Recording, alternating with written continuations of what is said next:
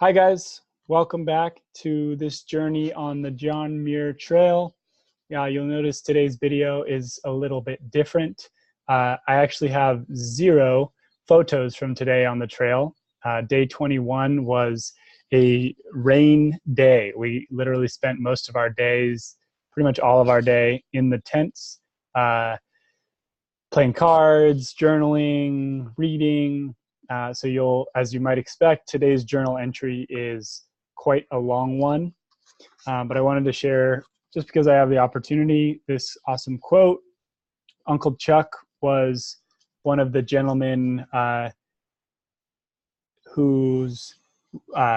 dad of one of my gentleman's girlfriends, now his wife, who helped us with our resupply in Mammoth.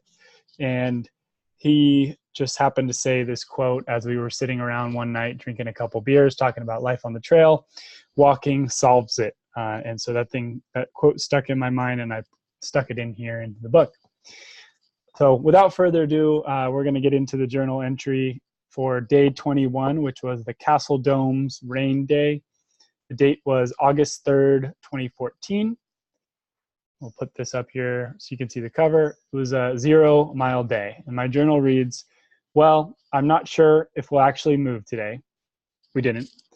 It's just past noon now, and a constant stream of rain has barraged us since at least 4 in the morning, most likely earlier. That's simply when we awoke to sounds of thunder and flashes of lightning. I've finished my Twain book and now have only my writing and the study of my plant book to keep me sane. But of course, that's an over-exaggeration. We must be flexible like the palm tree. We must wait for nature to let us continue our journey. We are a day ahead of schedule, so we have bought ourselves some wiggle room. But as we sit here, every second is eating away at that wiggle room. I really hope we can move for just a few hours this afternoon, but I'm afraid that this storm might break around 6 p.m. and the suggestion of hiking into the night may come up. I'm not entirely opposed, but I think it carries a great deal more risk than moving by day. We shall see what nature allows. Best not to think too deeply on this until further evidence can be amassed to aid a well-informed decision. For now, we wait. We stay the course. We keep our heads, and we use this opportunity to rest and recover, an opportunity that our backs, legs, feet, and heads could certainly use. I'm realizing that there aren't a lot of comfortable ways to write when you're camping. There's no substitute for a nice desk and chair. But the words can flow regardless. Just takes a little extra effort. I need to start dedicating more time to my own personal writing. I'd like to compile a series of short essays on tourism development from the material amassed in grad school. Still haven't done that, for those of you waiting. I'd like to explore fiction and the creation of my own stories and narratives. I'd like to compile a list of themes to build stories around. I'd like to keep journaling because these thoughts are my recordings. One day they may prove useful. Editor's note: the above passage was written in the morning of this rain-soaked day.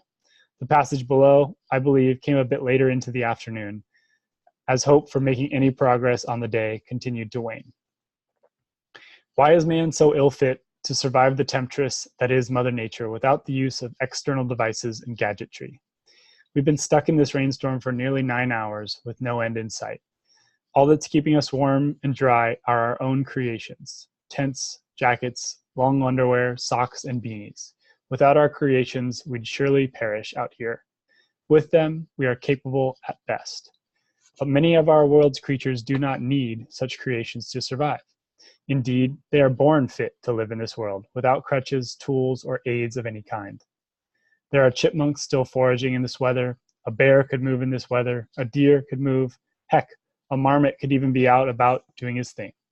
But us humans, even with our devices and innovations, are stuck in this motionless state, not wanting to get wet and risk getting too cold as we move into higher elevations.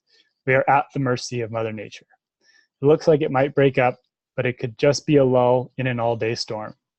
We might all need to assemble to discuss strategy shortly and then maybe play a game of cards. Another editor's note: a healthy debate ensued over the benefits of moving for a couple hours versus the benefits of getting to sleep early and starting the following day before sun rose. Perhaps surprisingly, all 6 members of our group found a way to fit into one tent as the rain continued to come down outside, and everyone's opinions on the matter were heard and adequately weighed. Back to the journal. So we decided not to move today. It hasn't rained since about 3:30. My personal feeling was that we should move as soon as it stopped raining, but we've elected to pray for better weather tomorrow and to attempt a 19-mile push to Onion Valley. We've heard 60% chance of thunderstorms in the afternoon tomorrow, so we're rising at 4 a.m. to get out of here by 5, hopefully. Only time will tell whether or not we'll regret not moving today. I really hope we don't, because I really don't want to cut this trip short. It would be a real shame to have come this far and not complete our goal. It's not really that far out of our reach. We just need to grab it. It's time for us to seize the day. There's no time like the present. I want to do more thinking about the social and psychological aspects of doing a trip like this with this large of a group. In many ways, decision-making would be much easier if you were solo or just traveling with 2 or 3 other people. 6 is a big group for a trip of this size and difficulty level. 6 brings in a considerably large number of variables that could potentially influence your outcome. In a way, 6 has made this trip infinitely more difficult and stressful.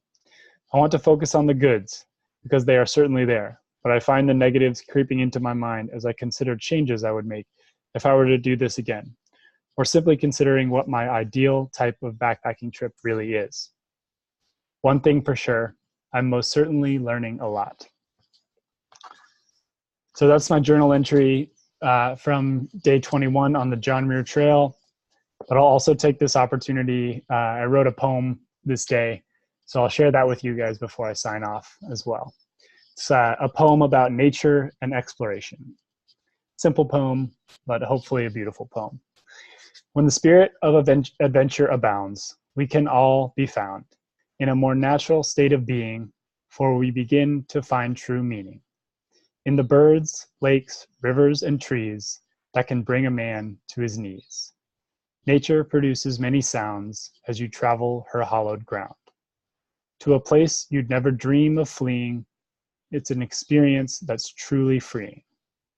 Even the ants, the insects, and the bees are touched by nature's gentle breeze. If you want to wrap your head around what it takes in nature's pound, you'll have to do more seeing to find your inner being. Under rocks and sticks and leaves, you'll find protection under nature's eaves. There's no telling what you'll learn, and everything you get, you'll have to earn. So that's a poem about nature and exploration from day 21 on the John Muir Trail. If you guys like this video, drop a comment below. Let me know what you like, what you don't like. This book is available for you to read in its entirety in paperback and Kindle versions on Amazon. Link is below in the description for that. And there's also a link down there to my personal website where you can find a PDF version of this book for a little cheaper than what you'd find on Amazon. So thank you guys for tuning in. Share your thoughts, your feelings. Share this video with anybody you know who's thinking about hiking the John Muir Trail. And thank you for supporting my continued mission to explore wilderness, create learning opportunities, and connect with nature. We'll see you in the day 22 video. Thanks, guys.